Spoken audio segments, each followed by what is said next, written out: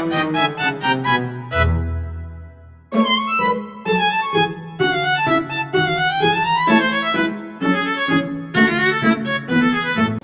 Assalamualaikum warahmatullahi wabarakatuh. Perkenalkan, nama saya Putri Firanti Ramadhani dengan NIM A50125200041. Di sini saya sudah bersama narasumber saya untuk memenuhi wawancara pendidikan sepanjang hayat. Baik, untuk Ibu boleh memperkenalkan nama, pekerjaan, dan latar belakang pendidikan. Baik, Assalamualaikum warahmatullahi wabarakatuh. Nama Ibu Eni Wati, pendidikan tamatan Unpad, Fakultas Keguruan dan Ilmu Pendidikan Kimia. Pekerjaan sekarang sebagai guru kimia di Mandua, Kota Palu. Baik, saya langsung masuk saja ke pertanyaan wawancara yang pertama. Menurut Ibu, mengapa pendidikan sepanjang hayat penting bagi individu maupun masyarakat? Pendidikan sepanjang hayat itu penting karena membantu meningkatkan daya saing, ya. Kemudian juga daya saing di pasar kerja, menjaga kesehatan mental, kemudian meningkatkan kualitas sumber daya personal, gitu. Pertanyaan kedua, apakah Ibu pernah mengikuti kegiatan belajar di luar jalur formal seperti kursus, pelatihan? Oh iya, Ibu pernah ikut, ya. Pernah ikut seminar, kursus, kemudian pelatihan. Karena sebagai guru juga harus meningkatkan diri. Baik, pertanyaan ketiga, Bu. Bagaimana pendidikan yang formal atau informal memberi manfaat dalam kehidupan sehari-hari Ibu? Oh iya, pendidikan informal itu bisa memberikan manfaat, selain meningkatkan daya saing, juga meningkatkan potensi diri, kemudian juga bisa membantu dalam tugas-tugas yang keseharian sebagai guru. Baik, bagaimana pendidikan sepanjang hayat dapat diterapkan dalam kehidupan sehari-hari menurut Ibu? Menurut Ibu, itu dapat diterapkan di dalam kehidupan sehari-hari itu agar individu dapat mengembangkan keterampilan baru, kemudian memperdalam pengetahuan, kemudian membangun karakter dan meraih potensi diri secara optimal di berbagai aspek pendidikannya. Apa sih tantangan terbesar dalam mewujudkan pendidikan sepanjang hayat di masyarakat kita saat ini? Ya, tantangan terbesarnya itu kurangnya kesadaran diri biasanya, kemudian juga perubahan teknologi, kemudian juga tantangan yang lainnya kurangnya akses yang dimiliki oleh sebagian masyarakat. Menurut Ibu, bagaimana cara mengatasi tantangan tersebut?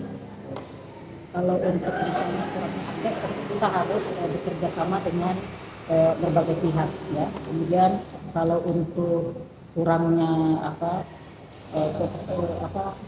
kemauan atau kesadaran diri itu memang secara personal harus face to face harus dibangun sesama individunya, ya, supaya mereka ada kemauan. Apa harapan Ibu terkait perkembangan pendidikan sepanjang hayat di Indonesia? Ya, harapannya tentu pendidikan sepanjang hayat ini harus terus dilakukan untuk mengembangkan potensi yang ada di setiap individu, kemudian juga mendapat agar menjadi pembelajaran yang baik untuk segala lapisan masyarakatnya. Apa pesan Ibu bagi saya sebagai mahasiswa agar saya semangat dalam menjalankan pendidikan sepanjang hayat? Oh iya. Pesannya sebagai mahasiswa harus terus mengembangkan apa yang ada di dalam diri, mengembangkan potensi diri, kemudian jangan malas untuk belajar, kemudian jangan malas untuk mencari ilmu apapun, ya, gitu. Jadi supaya selain pembelajaran di kampus juga bisa mendapat pelajaran informal yang lain yang bisa mengembangkan potensi putri ke depannya. Jadi menjadi mahasiswa yang bisa bersaing di pasar bebas nanti di era global ini. Baik Ibu, terima kasih atas waktunya.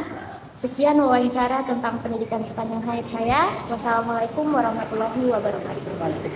Assalamualaikum warahmatullahi wabarakatuh.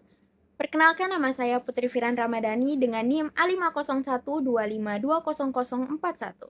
Di sini saya akan memaparkan hasil wawancara saya tentang pendidikan sepanjang hayat di salah satu madrasah di Kota Palu, yaitu MAN 2 Kota Palu. Pendidikan sepanjang hayat penting untuk membantu meningkatkan daya saing di era sekarang dan juga menjaga kualitas manusia di era ini. Dan pentingnya mengikuti kegiatan belajar dan lain-lain sebagai guru karena juga harus meningkatkan diri setiap harinya.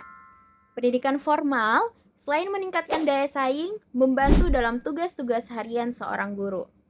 Pendidikan sepanjang hayat dapat menerapkan ilmu keterampilan baru dalam pengetahuan dan pengembangan karakter. Tantangan besarnya, kurangnya kesadaran, terus perubahan teknologi setiap harinya, kurangnya akses yang dimiliki masyarakat.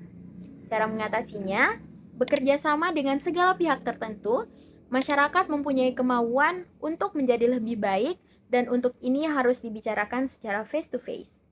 Pendidikan sepanjang hayat ini harus terus dilakukan untuk mengembangkan potensi bagi kehidupan dan dapat menjadi pembelajaran bagi setiap masyarakat. Pesan guru saya sebagai mahasiswa, saya harus selalu mengembangkan apa yang ada di dalam diri saya, jangan malas belajar dan jangan malas untuk mencari ilmu di tempat lain selain di kampus. Sekian dari saya. Wassalamualaikum warahmatullahi wabarakatuh.